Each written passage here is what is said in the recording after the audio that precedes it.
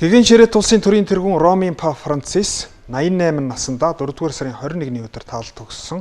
За ингээд Ватиканы тогтсон уламжлалын дагуу Ромын Папыг таалал төгснөөс 4-өөс 6 хоногийн дотор түүнийг оршуулах ёслолын ажиллагааг зохион байгуулах ёстой байна. За энэ дагуу 4-р сарын 26-ны бямба гарагт Ватиканы зүгээс Ромын Папыг оршуулах ёслолын ажиллагааг зохион байгуулахаа зарлаад байна. За Ромын Пап Францис нь 1936 оны 12 дугаар сарын 17-ны өдөр Өмнөд Америкийн Аргентин улсын нийслэл Буэнос Айрес хотноо Итали гаралтай гэр бүлд мэндэлсэн байна.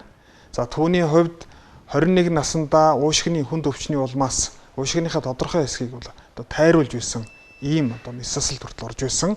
За Ромын Папын хувьд бол бүхий л амьдралынхаа хугацаанд бол энэ шашны үйл хэрэгт бол өөрийгөө зориулсан хүн гэж үздэг байна. Тэгэхээр Ромын Пап Францис 2013 онд Ромын Папаар сонгогдсон. За түүний хувьд өмнөх Пап Бенедикт эрүүл мэндийн шалтгааны улмаас үүрэгт албан тушаалаа хяж чадах боломжгүй болсон учраас дараагийн Папыг тодруулах болсон учраас дэлхий дахны кардиналууд буюу Ромын Папад нэр дэвших боломжтой католик шашны хам булан буюу кардиналууд нэр дэвшин өрсөлдөх боломжтой байдаг.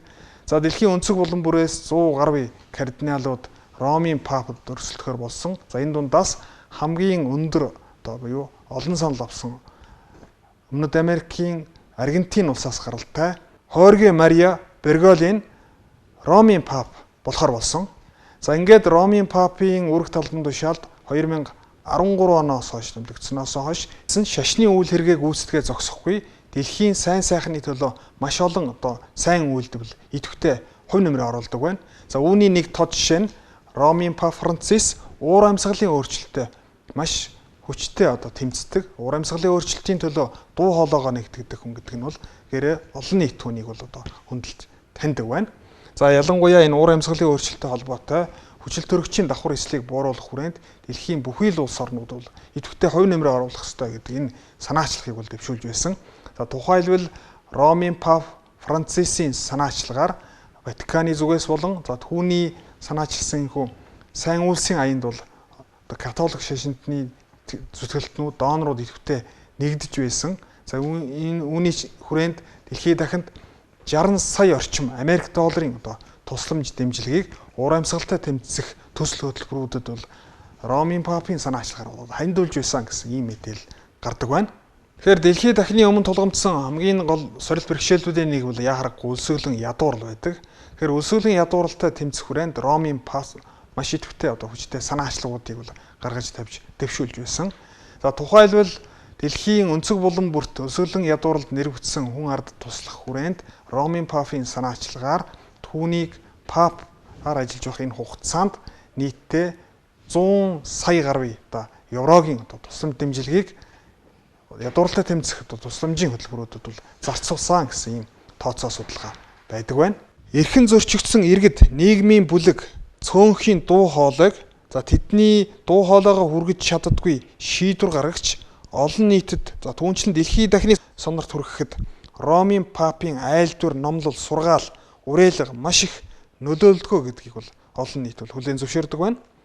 Түүнчлэн Ромын Пап дэлхий дахинд үүссэн мөргөлдөөнийг зогсоох дайны улмаас хохирсон хүмүүсийг хамгаалахад ихээхэн тусламж дэмжлэг олгодог. Түүнчлэн дэлхий дахинд шашны эрх чөлөөг эрхэмлэх өөр шашинтай улс орнууд, хүмүүс, иргэд, олон нийт инх таймнаар зэрэгцэн орших үзэл санааг идэвхтэй дэмждэг байна. Тийм ч учраас Монгол улсад гэгээн ширээт улсын төрийн тэргүүний хувьар төрийн айлчил хийснээс гадна Ромын Папын хувьар шашны эрх чөлөөг 800 гаруй жилийн тэртегээс тунхаглаж байсан их Монгол улсын эзэнт гүрний гал голомтод айлчилсан гэж хардаг хүмүүс цөөнгүй байдаг байна. Ромын Папыг таалал төгссөний дараа дэлхийн бүхий л улс орнуудын төр засгийн тэргүүнүүд Ромын Папыг таалал төгссөн явдалд Ватиканд хандаж эмгэлийн загтал илгээсээр байгаа. Түүнчлэн дэлхийн улс орнуудын нөлөө бүхий төр засгийн тэргүүнүүдийн зүгээс Ромын Папыг таалал төгссөнтэй холбоотой Ромын Папыг хэрхэн үнэлдэг талаарх байр суурьудаа хүргэсэн байдаг. Энэ дунд Оросын холбооны улсын төрийн тэргүүн Владимир Путин миний бие Ромын Пап Францистэй маш олон сувгаар олон удаа харьцаж байсан. Ромын Пап Францис Оросын холбооны улс болон Оросын ард түмэнд маш хүндэтгэлтэй ханддаг. Тийм учраас бид бүхэн түүний үйл хэргийг бол үргэлж сан дурсах болно гэж мэдэгдсэн байна. Түүнчлэн Путин үнэн алдартны шашинд улаан өндөгний баярын өдрүүдэд таалал төгссөн хүн амьдралаа утга учиртай өнгөрөөсөн сайн сайхан зүйлс их хийснийг илтгэдэг гэж үздэг. Тийм болохоор маш олон сайн үйл хийсэн Папа Францис инхүү баярын өдрүүдэд таалал төгссөн байхаа гэж бодож байна гэдгээ хэлсэн байна.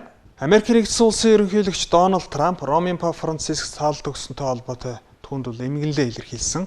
За түүнчлэн Америкийн нэгдсэн улсад бүх нийтийн гашуудал зарлж байгаагаа Дональд Трамп мэдэгдээ зогсохгүй. Тэрээр өөрийн биеэр тэргүүн хадагтай хамт Ромын Папыг оршуулах ёслолын ажиллагаанд бол биечлэн оролцсноо гэдгээ мэдэгдсэн байна. Ромын Папа Францисыг оршуулах ёслолын үйл ажиллагаанд дэлхийн католик шашин зөнхөлсөн улс орнуудын бүхий л төр засгийн тэргүүнүүд бол оролцохоо илэрхийлээд байна. За тухайлбал Бельги болон Испани хаан, за мөн Украиний ерөнхийлөгч Владимир Зеленский, Францын ерөнхийлөгч Эммануэль Макрон, за Аргентин болон Бразил, Герман, Польш, Итали, Швейцар, Латв, Литв зэрэг улс орнуудын ерөнхийлөгч нар, за мөн Унгарын ерөнхийлөгчөөс гадна Урмын улсын ерөнхийлөгчийн үүргийг гүйцэтгэгч, за мөн Их Британий ерөнхий сайд нар биечлэн Ромын Папыг оршуулах ёслолын үйл ажиллагаанд бол оролцсноо гэдгээ мэдэгдсэн байна. За эндээс харахад дэлхийн нөлөө бүхий улс орнуудын удирдагч нар Папыг таалал төгсөнд эмгэнлээ илэрхийлж гашуудж байгааг мэдэгдэж байгаа нь дэлхийн 6 хүн тутмын нэгэнд шүтдэг католикийн шашны олон улсын бодлого улс төр эдийн засагт үзүүлэх нөлөө маш том цар хүрээтэй гэдгийг харуулж байна. Түүнчлэн дэлхийн католик шашинтай улс орнууд ч гэсэн Ватикан нөлөөтэй байх нь тэдний язгуур эрх ашигт нийцдэг гэж үздэг учраас Ватиканы дэлхийн бодлого нөлөөлж буй давуу байдлаа хадгалах энэ байдал нь чухал ач холбогдолтой гэж хардаг учраас Ромын Папыг хүндэтгэх байдал, за түүний үйл хэргийг дэмжих, залгамж чанарыг хадгалах зэрэгт өндөр ач холбогдол өгдөг байна.